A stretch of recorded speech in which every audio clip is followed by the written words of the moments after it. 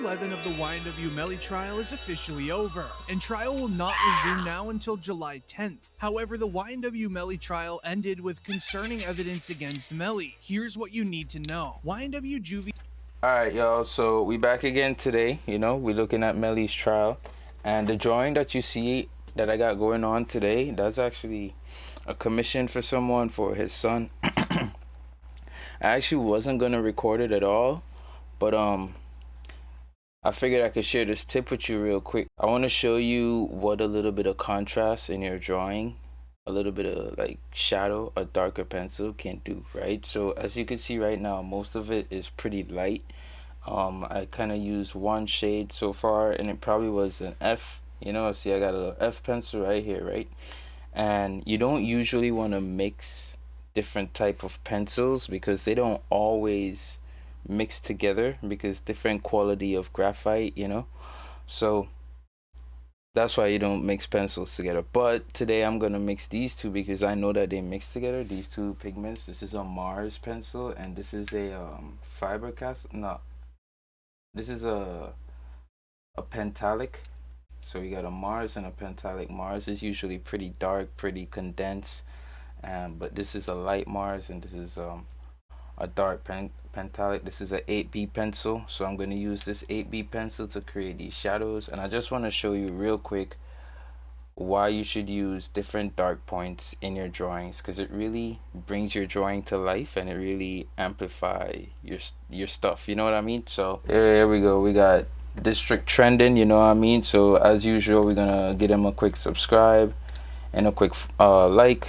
Hope you guys could do the same for me. If you like my drawings, you could follow, subscribe. Subscribe. We're on YouTube. But yeah, so let's just move right into it. His mother would take the stand today. Her job was to clarify which of the individuals was her son during the surveillance footage of them leaving the recording studio. My F pencil. Can you state your name? Your full legal name for the jury? Leon Phillips. Okay. And are you related to one of the victims in this case? Yes, I am. How so? I'm his mother. And who is that? Christopher Thomas.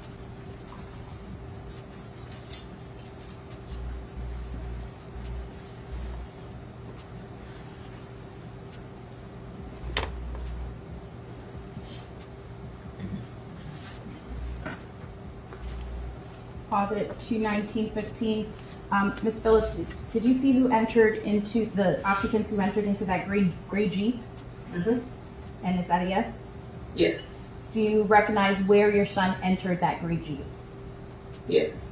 Which seat, if you can identify for the jury? He got in the back seat on the right hand side. Did you recognize the individual that got into the back seat on the left side, the rear driver's side? Yes. And who was that individual? Jamel. And Jamel, is that the defendant, Jamel Demons? Yes, ma'am. Allegedly, YNW Juvie's father, so her husband, was the one supposed to be taking the stand today, just to clarify who is in the video clip. However, he was no longer allowed to be a witness due to what he posted on social media. I remember that, bro. I thought that was real, like, yeah, bro. I thought, nah, bro, how you gonna do that, bro? Like, you messing up the trial for your own kid, bro.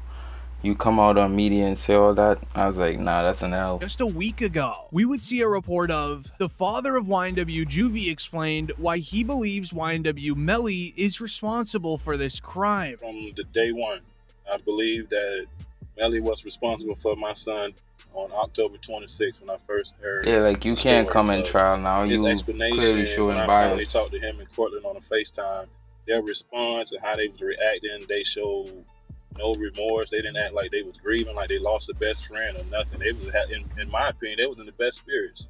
They wasn't reacting to. They act like they didn't have to take a loss at all. That's how I took it. And then when I was talking to them, I still had in the back of my mind Something's not right. As YNW Juvie's father took his frustration to social media after YNW Melly's reaction to a certain piece of evidence in the courtroom. He didn't like how YNW Melly was smirking and reacting to this piece of evidence. As in the report, it states, YNW Melly's reaction when a firearm expert tells the judge he didn't bring the firearm because he has no idea what item was used for this crime. So the first thing is I didn't have a firearm, so I can't know which firearm I'm going to use in order to replicate any of my tests. So I can't make tests for this determination because I don't know what firearm was used. Okay. Do you have a...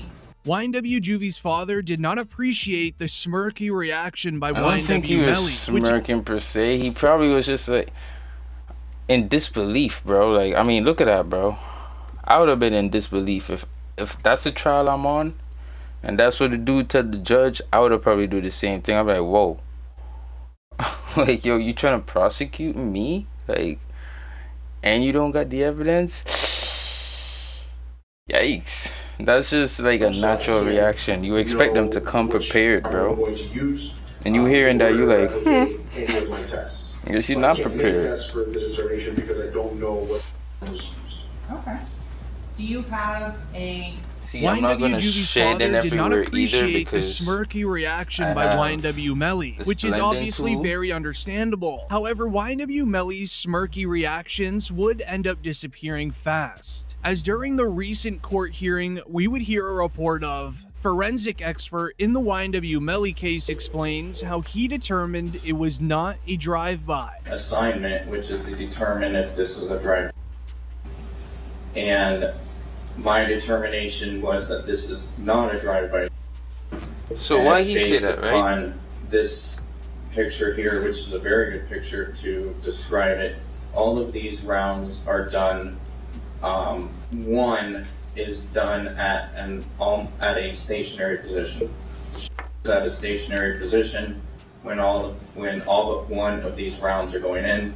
The one round that has some movement in it, which is round site L here, the actually moving in that to create the little bit of a that you see there.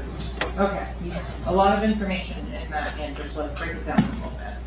You mentioned so I'm gonna zoom in on site F. The forensic expert is a 20-year-old veteran in his field, and he also has all of the accolades to prove it. After hearing what he shared, it makes sense why the prosecution left him to be one of their last witnesses/experts for the stand, as while he was presenting to the jury how YNW Melly is likely the one to be guilty here, YNW Melly's reaction was allegedly very concerning. He looked very stressed out in the courtroom, some say maybe even a tear in his eye, as the next piece of evidence he shared was even more concerning. As the report would go on to state, YNW Melly is accused of being the one using the firearm in this situation. Sergeant Williams, who said there was an item used 3 times inside of the Jeep, including 17 times outside of the car.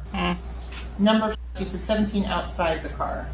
How many rounds were inside of the car? 3. And can you That would make exclude sense why there's not much blood on them. for Mr. Williams and Mr. Thomas is coming from outside of the car? Yes. From the driver's side back seat. As to the shot that Christopher Thomas, where did that came from? Driver's side back seat. No. Is it possible for there to have been 2 inside that car? No. Why not? There is no time. We would then even see the rap lawyer speak on this situation. You see what the experts are doing for the prosecution, and what's interesting to me is what the defense is doing when they cross-examine these experts, which is they're essentially highlighting the prosecution's opinion. Rather than try to pick apart holes and say, what about this, what about that? They're saying, oh, this is what you're saying, right? That's a fact? Okay, and they're knocking them down. And they're pinning them down. They're saying, okay, I'm going to hold you to this. This is your opinion. You think you know for a fact that came after this person was bet.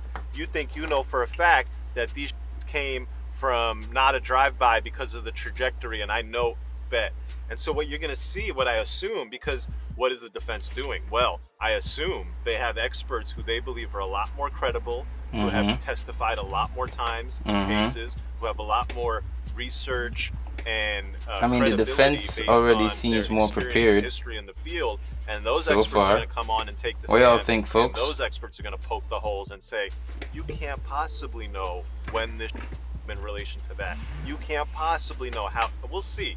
But that's what seems like it's setting up for the defense's experts to come in. With Sergeant Williams making YNW Melly look extremely guilty and practically the one who had to have done this crime, this is where it got very weird inside of the courtroom. It was time for YNW Melly's lawyers to ask Sergeant Williams questions, as the prosecution no longer needed to. The first question YNW Melly's lawyer asks Sergeant Williams is a clever way of practically snitching on YNW Bortlen. You need to hear this.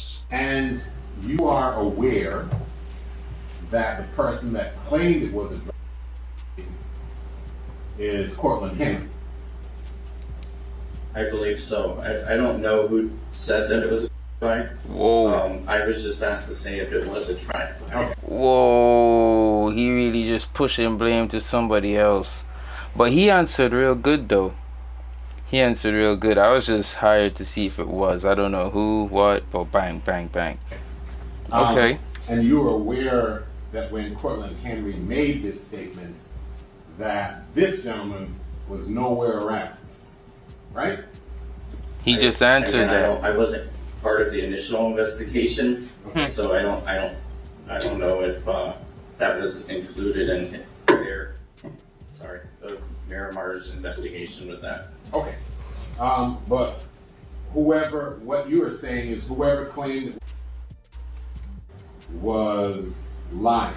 Was incorrect. Whoa. With Melly looking extremely guilty to the jury, Melly's lawyer's first thing is to make YNW Bortlen look like the guilty one, making it His very lawyer's public smart, to the though. jury once again. YNW Bortlen lied to the feds, and he lied about what happened. This isn't even the first time Melly's lawyers are practically pinning this on Bortlen either, as in another report it shared, YNW Bortlen had powder residue on his hands and a change of clothing when he dropped off Sack Chaser and Juvie to the hospital. YNW Bortlen and YNW Melly were the only two men in the vehicle with them, including a video of YNW Melly's lawyer telling the jury once again Bortlen lied. Evans lies.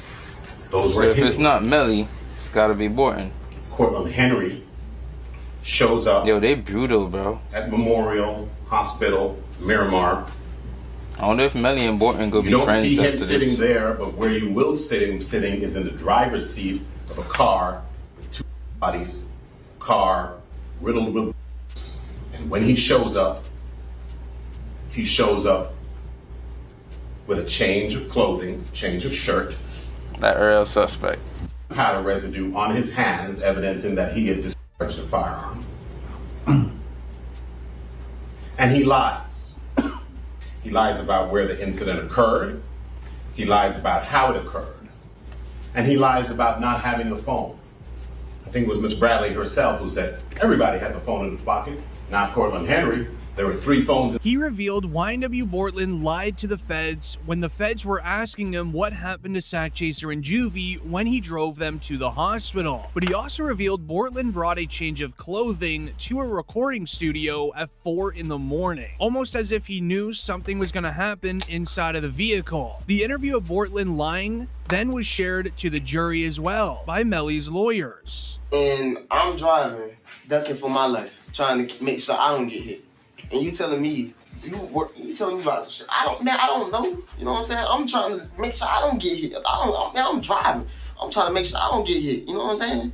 What I'm gonna be worried about? You know what I'm saying? I know it's not for you to worry about. Shit crazy, bro. But if you tell me it happened there, there's got to be some evidence there. There's going to be broken glass, just like there's broken glass over here from when you guys open the doors and stuff like that. Okay, there's going to be broken glass over there when the windows got out. There's going to be casings from the people at your car. Okay, there's going to be stuff, evidence over there. Okay, right now, there's nothing. I kind of think I know what happened because I got information. With all of this happening on the first day of trial, everyone was confused and wondering, was that YNW Melly's lawyer basically snitching on Bortlen? The rap lawyer would step in and confirm. And we have an absolute shell being dropped by the defense, a mic drop moment. The lead attorney on Melly's defense team telling the jury that Cortland Henry lied to police when he showed up at Memorial Hospital that morning. He lied about what happened. He lied about not having a phone on him. That Cortland Henry, this is according to Melly's attorney, that Cortland Henry showed up at that hospital with a change of clothes on. And that Cortland Henry showed up at that hospital with powder residue on his hands. YNW Bortlen's name wouldn't be done here getting brought up either, as later on in the trial, we would hear even more evidence of Bortlen having firearm residue on his hands. We would see a report of forensic scientists that covered the passings in the YNW Melly trial says co-defendant YNW Bortlen tested positive for firearm residue. So the right hand of Cortland Henry contained 0 particles characteristic of hot residue and two component particles, and the left hand contained 1 particle characteristic of hot residue and 1 2-component particle. Okay. And can you explain to us what that means? Yeah. Basically, overall, there was hot residue present on the hands. If it was the prosecution revealing all of this evidence on YNW Bortlen, it would be pretty normal. But the fact that it is Melly's lawyers is making it pretty strange. Are you guys seeing how all the just way a up little till bit day of 10 and 11 of the YNW dark Melly trial, Melly seemed to be adds a winning, and he little, actually looked adds very depth innocent. As in the and trial, we would form see a report of to judge in YNW Melly trial this figure. ruled that undercover detective Danny Polo has to remove his mask for the remainder of the testimony. This is the same Danny Polo who stated this about YNW Melly just earlier on in the trial when wearing a mask. And they would quickly get checked. That happened to those 2 kids. I don't know how old they are. Those two guys that were claiming money, the Island Boys. Fun haircut. Okay. Yeah, they were claiming to be members of, which is they set up a, and they quickly got checked by almost every that can find them on social media. They got pinned, and they then went to the and apologize. What I gotta do with Melly's case, though? Any recanting or apologizing by Mr. Demmons in the records that you reviewed? There's no recanting, there's no apologizing, there's no one calling out Mr. Demmons for being a fake. That same man now had to remove his mask inside of the courtroom, as when YNW Melly was reacting to him revealing his face, it almost seemed as if Melly knew who this man was. Yes, sir. You can take off your mask. Yes, sir. Oh yeah, hold on. State's objection, Your Honor, based on the previous issues.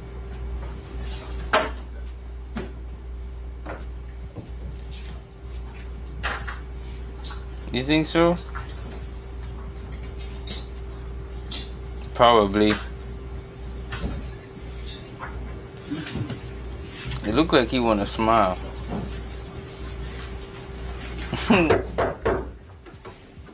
Jury entering.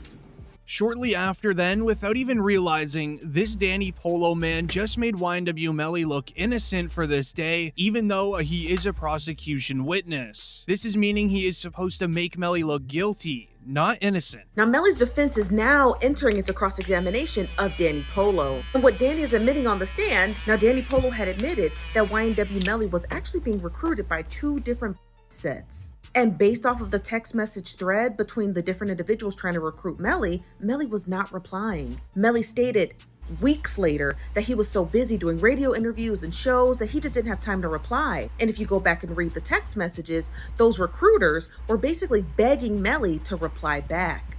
And he didn't. Because Melly was an up-and-coming rapper who had a ton of money and ambition, and any of these different groups would love to have him under their roster. Because Melly wasn't interested in being a p***, he was being labeled as somebody who was false flagging.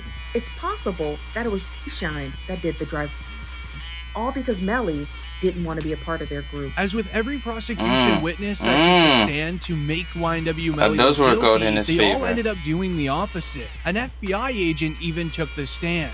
This FBI agent specializes in cell phone data research. As the report would go on to state, YNW Melly's lawyer questions FBI agent that did analysis on Melly's phone at the time of the crime. Based on the information, you can't really tell the court precisely which locations these phones are following, can you? No, one of the limitations of cellular analysis is that you can only say a general area where the device would be at any time. Right. So even with the general analysis, all of the stuff that we've gone through for about 4 or 5 hours, at the end of the day, you can never give an exact location.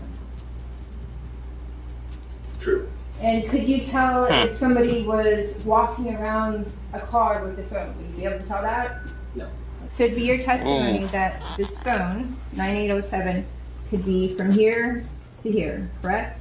Yes. And what was the distance? While he did share some important information, it wasn't until the next topic of conversation where things would get interesting. A DNA specialist then took the stand. His job is to go over DNA research on items that were found at the crime scene, including items that were found inside of the Jeep that the crime allegedly happened in. The report goes on to state, DNA analyst confirms YNW Melly's DNA was not found on multiple items that are recovered at the crime scene. So going to item number 22. The swab from the Gucci sandals. We're able to compare the profile from Mr. Devins as opposed to the profile developed from those sandals. I did, and he was excluded. The stain on the front of the t-shirt, item number 23. We're able to compare Mr. Devins' profile to that. I did a comparison, and he was again excluded. What about item number 24, the cutting of the stain of the rear of the t-shirt? After comparisons were done, he was excluded. Okay, then on item number 25, the swab of stain from the Air Jordans. Again, an exclusion. Going on to item number 26, the swab from the yellow jacket. An exclusion as well. And in terms of the item number 27 and sounded like he basically wasn't there. What were the results on that? Those were both exclusions. However, YNW Melly's DNA was found on the outside car door handle, which is obvious as we saw him get into the vehicle on surveillance. Right. If that's the only place his DNA is at, bro, that's crazy. You know what I mean? Probably wasn't in the vehicle long. Yes, all right.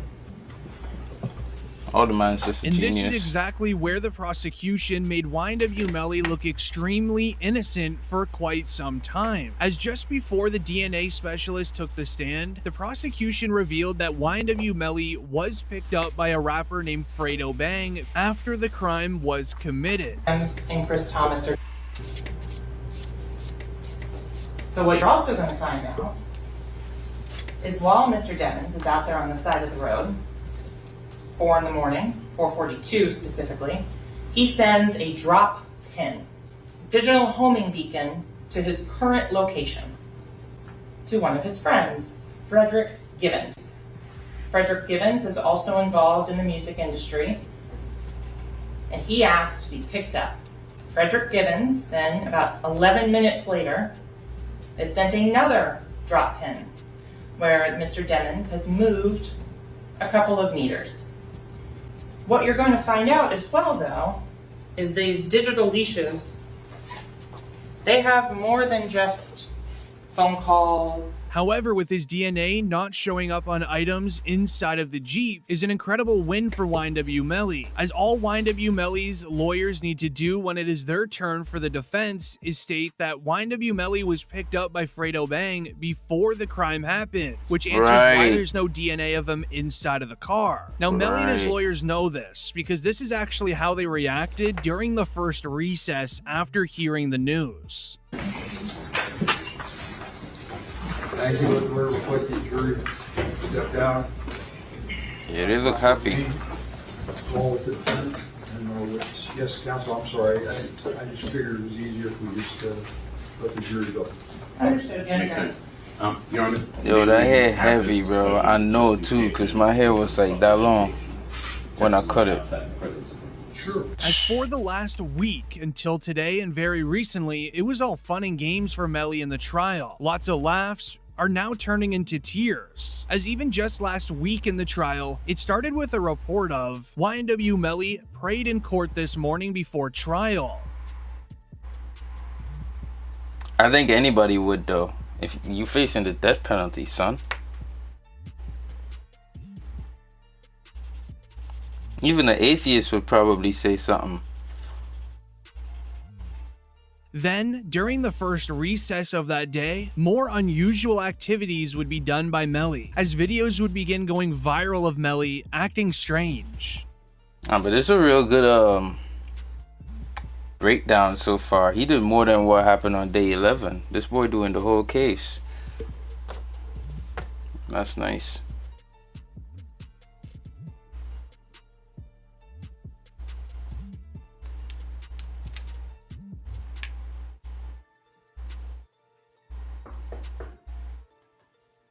As this would then even lead into the next recess where YNW Melly is seen doing weird head movements and flexing a diamond grill in court. Bro, he probably just singing a song, bro, in his head.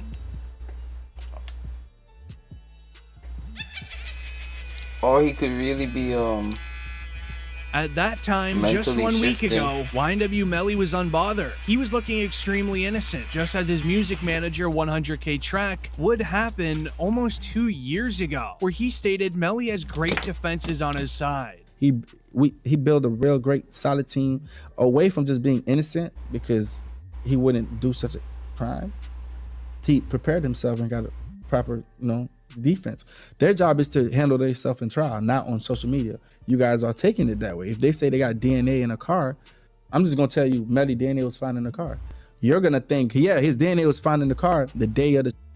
Oh, he jumped in a car and his DNA was in the car. He did it, okay? But you're not gonna put the fact that this was his car for 6-7 months on those documents and dockets and just automatically be like, yo, he's fried.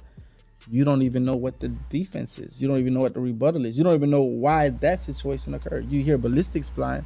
You don't know what the defense is. You hear this, you hear that. You get what I'm saying? I'm gonna be honest. The defenses that 100K track was referring to was the motives the prosecutors wanted to use. These motives are not even allowed to be used during the trial, such as this clip of YNW Melly's mom calling out Sack Chaser just prior to the incident. Show me text messages from Sack Chaser, all her friends, and all these people.